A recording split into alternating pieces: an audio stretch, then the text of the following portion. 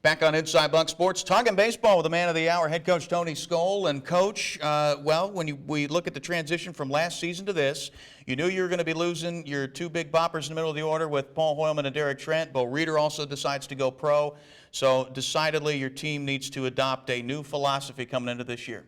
Well, yeah, we had to make adjustments. Obviously, every year when you have a new roster, you try to sort of dictate your style of play to your personnel. And we've tried to do that this year. Obviously, we've always been very good offensively. In years past, we've had some great hitters come through our program in the last decade. This year, I think we still have great hitters in our program, but we're not producing and not getting the run production like we've had in the past. Thus, we're relying on pitching and defense more, which I've been very, very pleased with what we've been able to do as far as defending. But offensively, we're getting opportunities. We're just not really getting those big hits right now. So it's a little frustrating. I know our staff is a little frustrated, our players are a little frustrated, but you know, in baseball, the law of average usually comes true, and I think second half of the season, that's what we're hoping for. Of course, a big part of adopting a new philosophy, not only with pitching but also defense, came from your new coaching staff. You introduced in Kyle Bunn, who, like yourself, is a Citadel alumnus, and also Zan Barksdale with some professional experience on the playing side, and then decided success from a catching standpoint and some other things as well on the collegiate level. Yeah, those guys have came in and done a great job with our kids. Done a super job of developing relationships with our players and bringing some new ideas and new thoughts to our program. And you know, like I said, I like our ball club. Our kids are working hard. They're giving us every bit of effort that they have. We just got to go out and execute a little better. Coach, I know that whenever we talk in the fall, and we kind of just touch base on what's going on with the Buccaneer program, and you and I had a chance to sit down out there at Joe O'Brien Field, it seems like you're always very optimistic in the fall, but what made this fall different and better? Well, I just think it's sort of the progression of our program. We, last year we left the season and ended the season on a very sour note.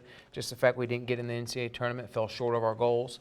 Had a lot of players returning, lost some key players, but have a lot of players back in our program, a lot of veteran guys, and we're wanting to take that next step. So we're very, very optimistic about it, and we still are. All our goals are still intact. We just got to get out on the field and play a little better. But again, feel very good about our guys. We just got to win some more games.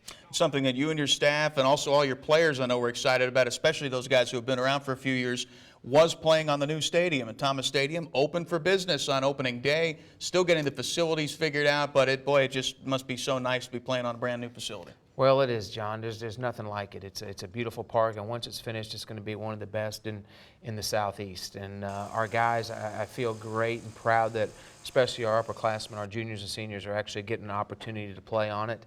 I realize it's not ideal for our fans and that type of thing, but as far as playing the game, it's a phenomenal place to play, and every opponent that's come in has just left with just giving us outstanding compliments on the field and the surface and what it's going to bring to our program. So we're excited about it, and we're definitely glad to be on it. And you guys rang in that new field with a win, and John Long, of course, picking up the first victory. And that's just such a nice keystone, I guess, of the pitching rotation this year, which is put together. The whole staff's put together a nice 3.5 ERA, but it looks promising. I know that Derek Bushy's been nagged by a little bit of minor injury, but you got the two Long brothers on either side of the weekend, and then you've got time in the midweek to work out some of those younger guys and get them ready for a starting role in the future. Yeah, we feel good about our pitching staff. We're not deep in numbers, but I think we're deep in quality. We do got to start getting some of these younger guys a little more work and get them ready. But our guys have been pitching the ball great. The Long brothers, Derek Bushy, they've been phenomenal. So we're excited about our pitching staff and our defense for sure. And real quick, Coach, you're trying to get the guys to buy into sort of a manufacturing philosophy, but you still have a couple of guys who've been hitting the cover off the ball. Clinton Freeman hit near 400 early in the season, and then Matthew Scruggs among the nation's leaders in homers. Yeah, no doubt. We still, our power numbers are still pretty good. We were leading the nation in homers or close to it, and I think we're probably in the top 10 right now. So our power numbers are fine. We just need a little more production through 1 through 9. So hopefully that'll turn around this second half. Coach, best of luck as we follow your program through the second half of conference season. We thank you so much for taking the time with us on the show. Always a pleasure, John.